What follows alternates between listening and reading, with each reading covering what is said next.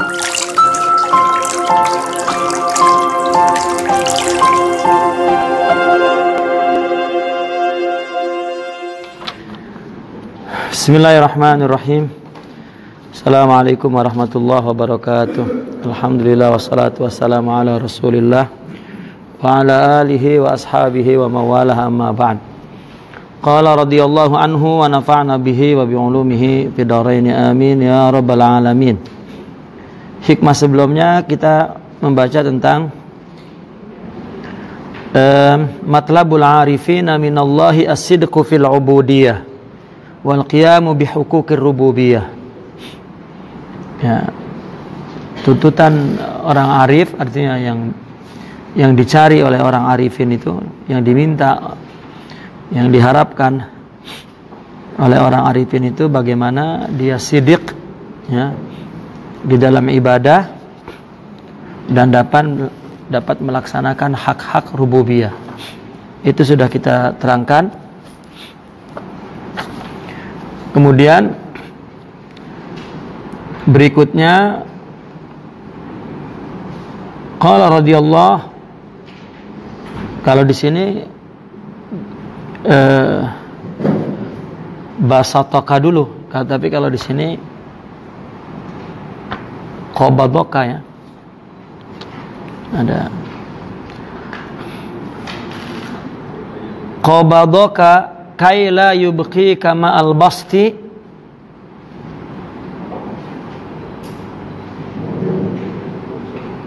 wa basatoka kai yatrukuka ma'al qabdi wa akhrajaka anhuma kai la takuna li syai'in dunah.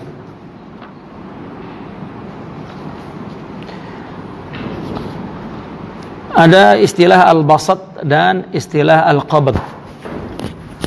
Di dalam tasawuf ini disebut ahwal, ya, keadaan jiwa.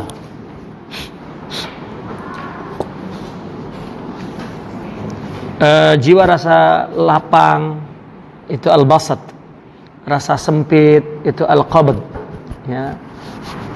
Itu adalah sifat, ya, keadaan jiwa manusia, ya, siapapun dirinya, baik kita, ya, muslim biasa atau para aulia. Namun orang sufi membedakan antara al-basat dan qabd ruhani, antara al-qabd dan basat nafsu, atau boleh kita katakan al-qabd dan basat jahir, fisik tubuh ini, ya, ada al-qabd wal basat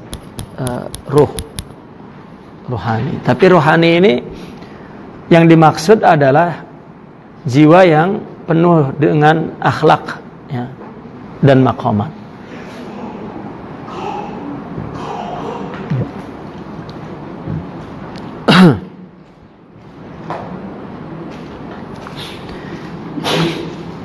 Maka pertama beliau Al-Imam Ibn Athaillah Sakandari, ya, menjelaskan pandangan orang sufi tentang adanya rasa sempit, ya, dan rasa lapang, ya, rasa susah dan rasa senang jiwa, ya. Kenapa Allah beri perasaan itu dan dua perasaan itu? Beliau mengatakan Allah buat engkau qabd, yani qabadaka, Allah buat engkau qabd, maka Allah Ta'ala kecutkan hati, kecut, ya, artinya kecutkan hati. Agar apa? La yubqika ma'al basat,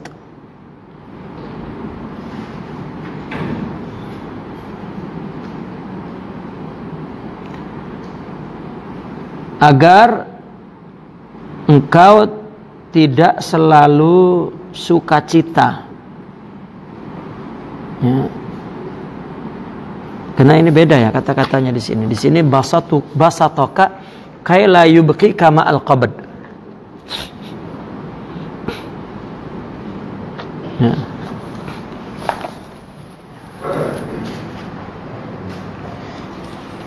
Kalau ini kan qabadoka, sebetulnya yang di kitab ini basat dulu. Basatoka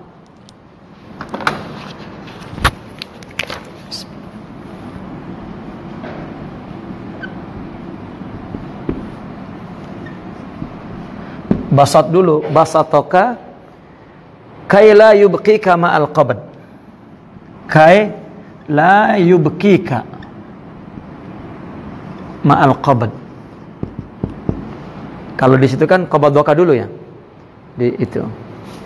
Baru wa qabadoka kai la yatrukuka apa? Kai la yatrukuka ma'al basat. Gitu.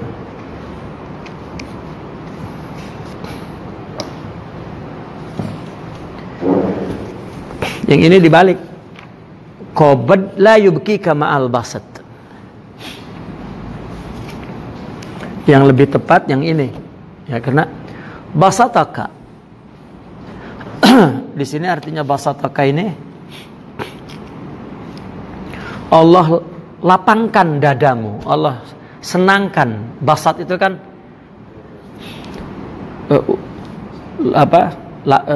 kalau orang Arab menyuruh tangannya dibuka, diulur gitu. Itu ubsut. Ya, fabsut misalnya ubsut. Itu yadaka, ulurkan tanganmu, artinya lapangkan. Maka orang yang dermawan disebut tangannya yabsut. Kalau bakhil yakbud. Gitu. Begitu juga jantung, kalau mengecut itu qabd itu kan selalu mengecut. Kalau bunga mekar itu yabsut namanya. Gitu.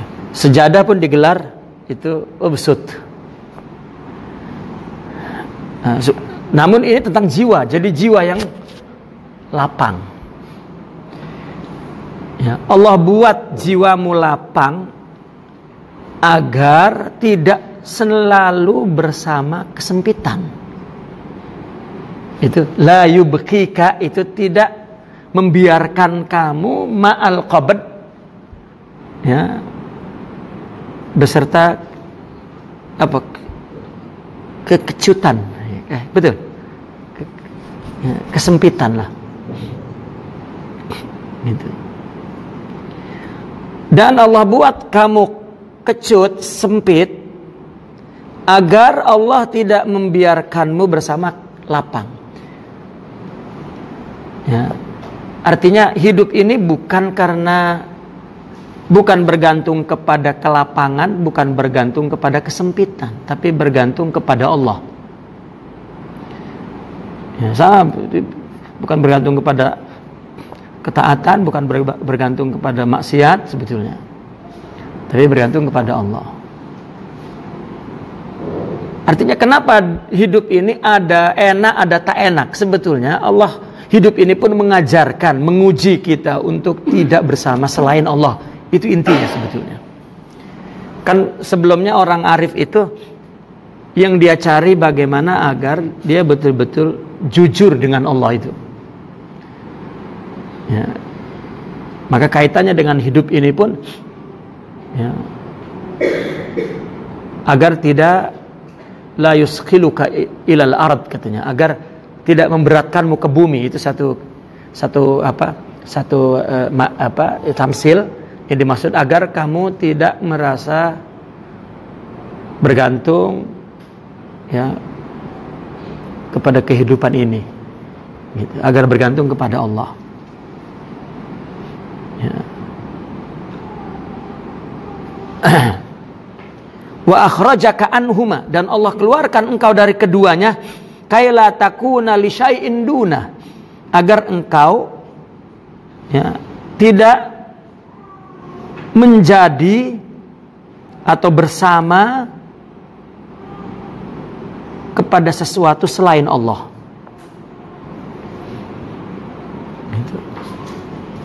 Artinya kita tidak bersama sesuatu, ya. Tidak ada sesuatu yang menyakiti kita, tidak ada sesuatu yang menenteramkan kita, tidak ada. Tetapi semuanya adalah perbuatan Allah agar kita tidak bersama selain Allah. Ya. Karena semuanya itu hijab. Sesuatu yang menenteramkan kita selain Allah, misalnya harta, tahta, kalau itu yang menenteramkan kita itu hijab. Maka orang punya harta ya terkadang hilang, rusak, ya, dipakai, ya. Punya tahta ya terkadang jatuh, ya, dipecat. Ini kan melapangkan dia dan menyempitkan dia. Ya. Orang sufi memandang Allah ingin agar kita hanya bergantung kepada Allah saja, tidak terhijab oleh sesuatu yang menyakitimu dan menyenangkanmu. Sehingga kita menjadi orang yang iktidal. Iktidal itu kondisi jiwa yang tidak condong ke sini, tidak condong ke sono. Ya. Tidak qabad dan tidak basat. Jadi iktidal.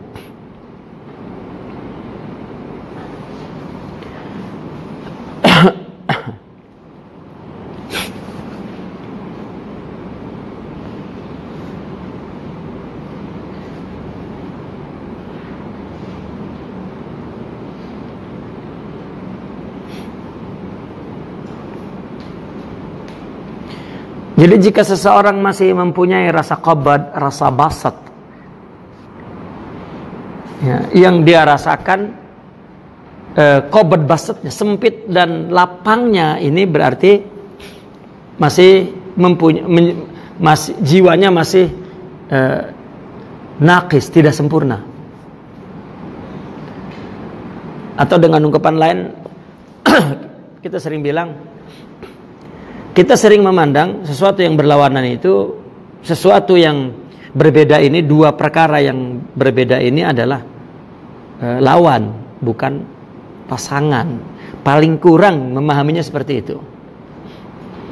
Karena kalau lawan, maka tak mau, ya, orang mendapat yang buruk itu, karena ini lawan yang baik. Misalnya derita, lawannya bahagia, maka orang tak mau derita. Maka dia lari dari derita, mengusir derita, mengutuk derita, dan ya, jatuh ketika datang derita. Dan ini adalah akibat memandang bahwa derita ini lawan daripada bahagia. Tapi kalau memandangnya pasangan, dia tidak lari dari derita, tidak menjauh, tidak jatuh. Ya, artinya tidak qabad, gitu. Karena pasangan itu, ya, dua itu mesti ada, gitu. Bahkan kalau ingin merasakan bahagia itu terasa, ya mesti ada derita, gitu. Maka dengan begitu dia tidak takut menghadapi derita. Tidak takut. Karena bukan sesuatu yang perlu dijauhi, bahkan perlu dilepasi. Ya, katakan qabad basat itu adalah sebuah perjalanan menuju kepada Allah. Ya, Allah tidak membiarkan kita bergantung kepada yang namanya enak. dan juga tidak meninggalkan kita jatuh kepada yang tidak enak. Ya. Semata-mata tujuannya agar kita tidak bergantung kepada yang lain kecuali kepada Allah saja. Nah, jiwa yang sudah tidak bergantung kepada selain Allah, dia hanya bergantung kepada Allah, akhirnya basat ya basat, qabad ya basat. Ya, itu i'tidal. Selalu orang sufi mandanya begitu. Maksiat hikmah, taat rahmah. Hikmah, rahmah berasal dari rahmah, katanya gitu. Ya. Maqamat, kasab, usaha kita. Ahwal, wahab, pemberian Allah. Usaha dan pemberian Allah. Itu metode mereka memahaminya begitu. Keburukan dari kita, kebaikan dari Allah. Kedua-duanya dari Allah. Nah, maka orang ada dua kondisi. Ada tiga berarti. Kalau yang qabad, ini masih permulaan. Seorang di dalam tasawuf, kalau masih ada rasa qabad, berarti masih ahli bidayah. Di dunia ini masih ada rasa sempit, berarti masih permulaan dia menjalani tarikat itu, tasawuf itu. Masih ada rasa sempit. Kok ada sempit yang menyakiti kita? Kan nggak ada sebetulnya. Apabila ada rasa sempit, maka dia tidak menyalahkan sebab-sebab yang membuat dia sempit, nggak ada. Kita kan rasa sempit itu kan ada sebabnya. Sebabnya dipecat kerja, sebabnya uang hilang, ya, sebabnya ditinggalkan yang dicintai, ya, sebabnya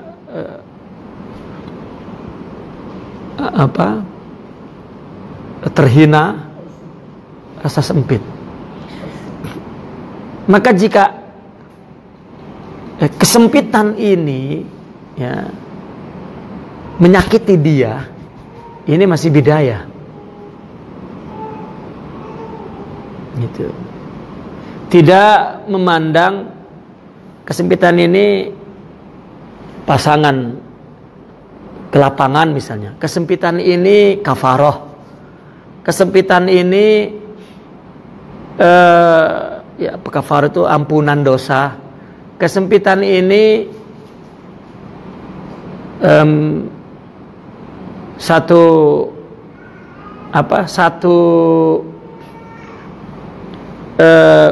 ibtila, ujian, ya, imtihan, ujian yang perlu kita lepasi untuk mendapatkan yang lebih baik. Paling kurang orang punya pandangan seperti ini, maka ini akan kurang sempit itu rasanya. Seperti seorang waliullah kan, ya, waliyatullah yang jatuh lalu tersakit, ya, menangis, tiba-tiba berubah menjadi gembira karena melihat bahwa setiap rasa sakit itu Allah ampunkan dosa. Paling kurang pandangannya seperti itu, paling kurang. Kalau kita tidak memandang, tidak ada rasa sakit misalnya, kan tidak mungkin. Tidak ada rasa sempit gitu, ya, tidak mungkin. Makanya wali-wali yang seperti ini, tidak ada rasa sakit, tidak ada rasa susah, itu biasanya wali yang memang disembunyikan dari manusia. Apabila disembunyikan dari manusia, maka dia tidak menghadapi berbagai problem sendiri, ya nggak menghadapi apa-apa. Tapi kalau berinteraksi dengan orang, ya, orang itu istri, orang itu anak, orang itu jiran, orang itu, ya, yang suka, yang tidak suka, yang dengki, yang sebagai pekerja, sebagai ahli dalam community tertentu, ada hak, ada kewajiban. Nah, ini mesti banyak faktor-faktor, sebab-sebab yang membuat dia sempit. Gitu.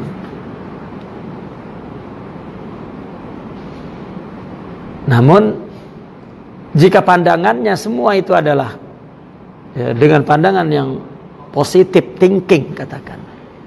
Ini artinya bahasa ya, falsafahnya ya, katakan positive thinking. Ya padahal thinking kalau tidak jiwanya positif, baik ya tidak akan positif thinkingnya itu. Ya, macam mana positive thinking seolah-olah pikiran saja. Sudah anggap saja baik, terdapat kalau ininya tak baik, tak susah nak anggap baik itu. Ya. Maafkan saja. Ya. Paling kurang ada pengetahuan, maafkan saja karena Allah akan memaafkanmu. Kecuali ada imbalan, itu baru akal mau. Maafkan saja nanti aku kasih uang 100.000 baru orang maafkan. Kalau tak ada, tak dapat. Ya, karena mesti ada sifat positif, sifat baik. Ya, orang yang memaaf itu kan memberi maaf. Kalau punya sifat pemaaf, kalau tak apa yang diberi. Ya. Kalaupun orang maafkan, ya, nanti kau akan aku naikkan pangkat. Nah ini, ya dia bukan memaafkan, dia nak pangkat. Ini maslahat. Ya. Kamu ditinggalkan kekasihmu, sudah maafkan, aku kasih nanti gadis yang lebih cantik lagi. Ini kan bukan ya,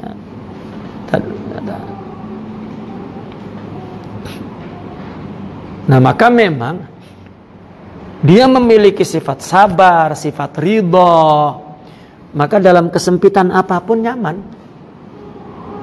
Nabi ditinggal mati anaknya kan menangis. Ya, sahabat bertanya, kenapa menangis? Bukankah engkau mengatakan bahwa ini amanah, maka sesuatu itu milik Allah akan kembali ke Allah. Ya, seolah-olah sahabat mengkritik Nabi, bukan kau mengajarkan kami ridho. Kata Nabi, ini air mata kasih sayang, tapi hatiku ridho. Artinya orang yang ditimpa kesempitan, timbul rasa sempit gitu. Ini rasa ini sudah bukan rasa yang menyakitkan, ya, tetapi dia memandang ini Allah bagi. Jadi dia sudah lari ke Allah, kalau kita kan tak. Maka Allah buat sempit nanti lapang, sempit lapang, agar tidak bergantung kepada salah satu daripada ini, dengan sebab-sebabnya tentunya. Nah, karena kalau sudah bergantung kepada Allah, ketika dia mendapatkan kelapangan, dia merasakan lapang ini dari Allah dan dengan sebab-sebabnya dari Allah. Jadi tidak ada yang menyakiti dia kecuali Allah, dan tidak ada yang melapangkan dia kecuali Allah dengan sebab-sebab dan sarana-sarananya. Itu maksudnya. Nah inilah jiwa yang Allah saja, ini i'tidal namanya. Itu sebab dibuat sempit, lapang, sempit, lapang, sempit, lapang. Tapi ini pun lama kita, ya, tidak lari-lari ke Allah macam kita. Misalnya ada satu bola, kita nak masukkan ke situ. Jadi ada dua batas di sini. Nanti bola kita pukul ke sana, lari ke sini, pukul lagi. Maksudnya agar masuk ke situ. Ini tak lari lagi sini, lari sini, lari, tak masuk.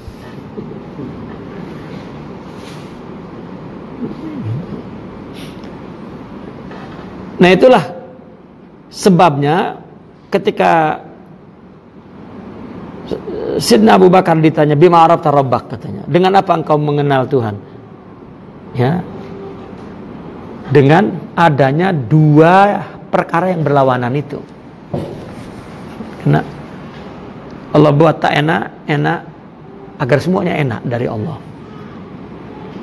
Jadi mereka ketika dikasih musibah lalu menangis, ya, innahu huwa adhaka wa abka. Ketika dia gembira ketawa, innahu huwa adhaka wa abka. dengan musibah-musibahnya dia mengatakan Allah membuatku menangis. Ya. Coba kita berumah tangga, ya, kalau tak ada begaduh itu tak hangat gitu. Begitulah. Ya. Maka kalau suami istri damai saja itu, ya, tak akan bahagia. Ya. Begitu begaduh, ya, baru perlu istri. Ketika damai gitu, baru perlu istri. Tapi kalau begaduh aja, sudah tinggalkan istri. Ya. Damai saja, ini sudah tak ada rasa, sudah mencari rasa lain. Nah, artinya Allah membawa kita, ya, dengan kehidupan ini kepada Allah saja. Namun itu perlu jiwa, bukan pikiran, bukan. Jiwa. Di dalam jiwa kita ini ada rasa sempit, ada rasa senang. Sebabnya banyak. Ya. Coba kalau Sayyidina Ali misalnya mencari dunia, lalu ya dia bekerja mencari uang, mencari kehidupan, tiba-tiba gagal, gembira. Nah ini kan gimana coba? Begitu berhasil, sedih.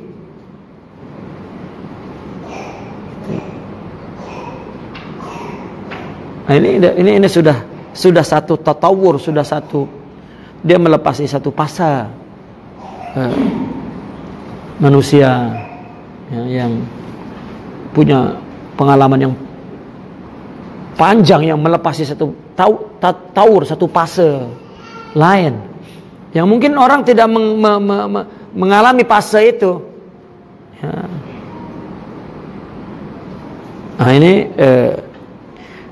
maka pada permulaan orang yang ingin mengenal Allah lebih banyak rasa qabd. Ya. Nanti apabila sudah mulai putuh, sudah mulai syuhud, baru ada basat. Itu. Nah, ketika dia sudah memandang kedua-duanya adalah anugerah, maka ini i'tidal. Ya. Baru itu mungkin satu fase kehidupan manusia yang, ya, makin disebutnya afrod, sedikit, ya, sedikit. Karena seperti piramida begitu kan, yang paling tinggi itu ya kecil gitu, jumlahnya sedikit.